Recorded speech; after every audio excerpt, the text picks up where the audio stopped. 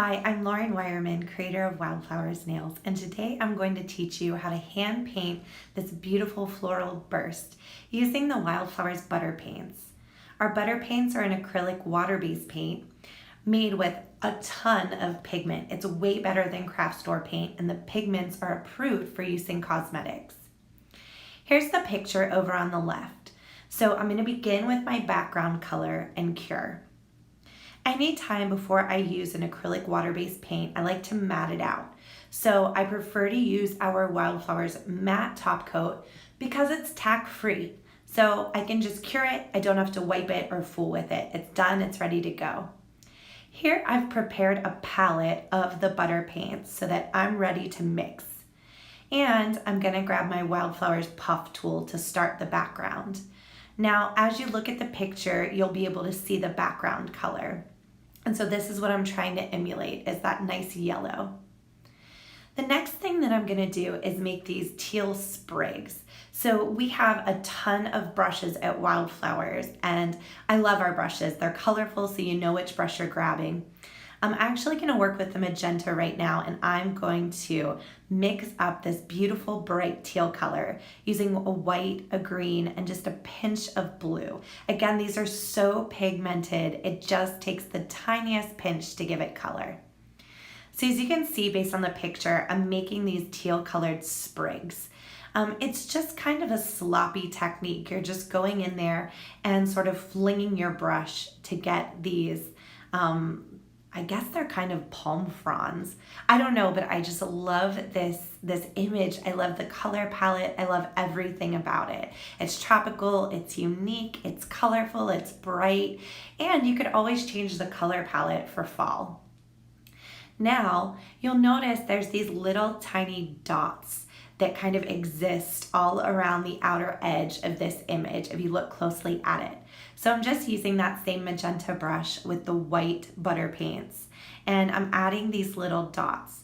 Now, some of you prefer gel paints. I go back and forth. I love the mixability of the water-based paints. I love the texture. I love being able to layer on top of each other. I love that they're so pigmented that I don't have to do multiple coats. And I feel like once you become pretty comfortable with your hand painting, switching to water-based paints is actually kind of nice. I feel like I get this stuff done really quickly. So from here, I'm using my black mini brush. And as you can see, I'm using my brush to just press to make the petal shapes. I can add some little tips to the edges of the petals if I want to make them just a little pointier. And then I'm gonna come down through here with my pink colored butter paints to add these little stems that you see. And I love the contrast of color here. I love the way that these colors just absolutely pop. When making these stems, you can add some water to the paint if you want to dilute it down. You can do that pretty safely with these butter paints. So again, looking at the overall image, I'm kind of deciding like what layer starts all the way in the back. So as I looked at the image, I noticed that the yellow seemed to be the furthest back. Then we had the teal colored sprigs. Then it seemed like the blue and pink leaves. And now we have these sort of navy blue, bigger leaves that have these little yellow details on them that I just love. I love things with little tiny details. It gives me some type of satisfaction when I paint them. So I tried something and I didn't like it. So I ended up just I started with a dotting tool and I just didn't like the way it looked. So I grabbed my black mini and it gave me more of kind of an organic rectangular shape. The thing that's tricky about this is if you put too much pressure, you end up with kind of a blob. And if you don't put enough pressure, it's not big enough. So it takes a little practice, but honestly, it's such a tiny little fingernail that it's nothing to obsess over. So yes, there's tons of imperfections and tons of little mistakes, but that's really the beauty of hand-painted nail art is you can make those little mistakes, but when you sit back and look at it overall when you're finished, it sort of just gets lost in the image. I mean, if I wanted it to look just like that, I'd get a nail printer.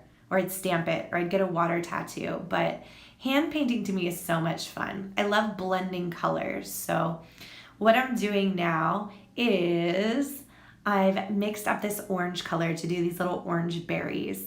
And I mixed a little pink with a little bit of yellow to get that orange color. And I added a little water to it because when I use it with my dotting tool, I want it to be very thin.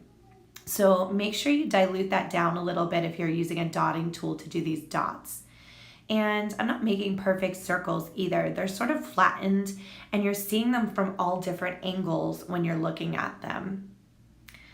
And now it's time to focus on these big, beautiful flowers. This is obviously the big highlight of this picture. So when you're looking at this image, and you'll see it again here in just a second, you'll notice that again, it's done in layers. You have a back row, and then you have sort of the middle, the stuff in the middle of the flower, those little, I don't even remember, my biology teacher would be mad at me, the stamen, the whatever the little thingies are that stick out like matchsticks kind of. But all of that stuff now, so you do the back row, you put all the guts in the middle of the flower, you put the pollen on the little tips of it, and then we paint the front row. So as you can see, I'm gonna go across here, and my favorite little detail, if you look at the picture, you can see that white, and that white is actually coming on some of the petals of the back row.